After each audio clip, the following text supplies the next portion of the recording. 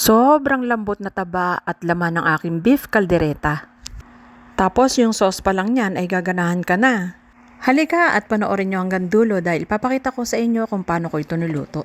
Maglalagay lang ako ng konting mantika sa aking wok. I-fry muna natin yung 3 pirasong patatas na ikinat ko lang into big chunks. At pagka golden na yung kulay ay hanguin na natin. Magandang tingnan pagka medyo brown ng konti yung ating patatas. Then, i-fry din natin yung 2 medium carrots na ikinat ko lang din into big chunks.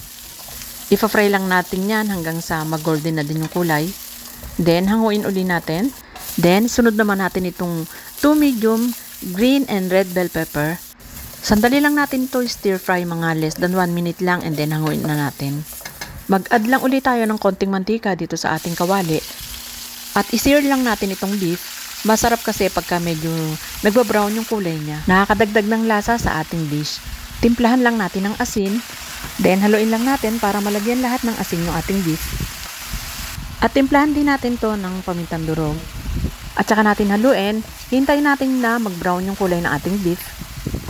At pag nag-brown na yung ating beef, i-add na natin dito yung ating 5 cloves minced garlic. Haluin lang natin hanggang sa maamoy mo na sa buong kusina mo yung bango ng ating garlic.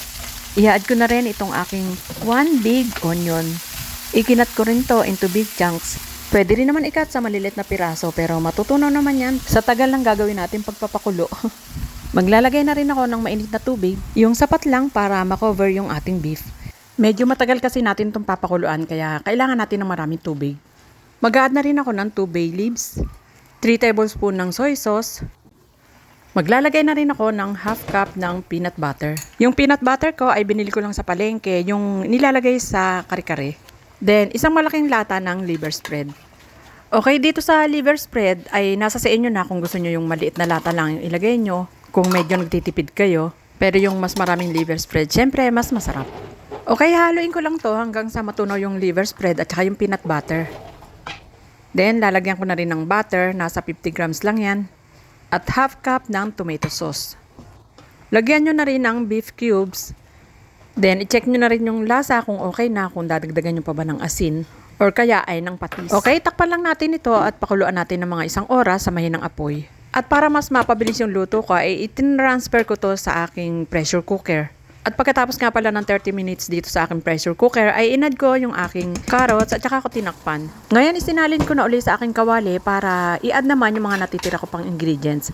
Kagaya nitong aking patatas, half cook na yan, kaya mga 3 minutes ko na lang yan papakuluan.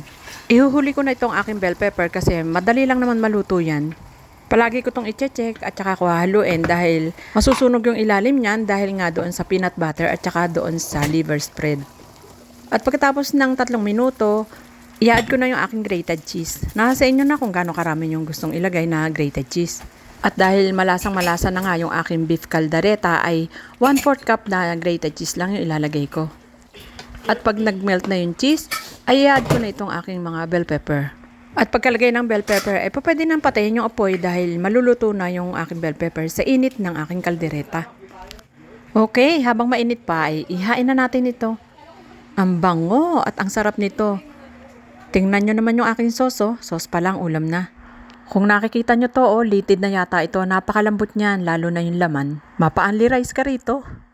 Okay, siya hanggang dito na lang. Enjoy and thank you for watching.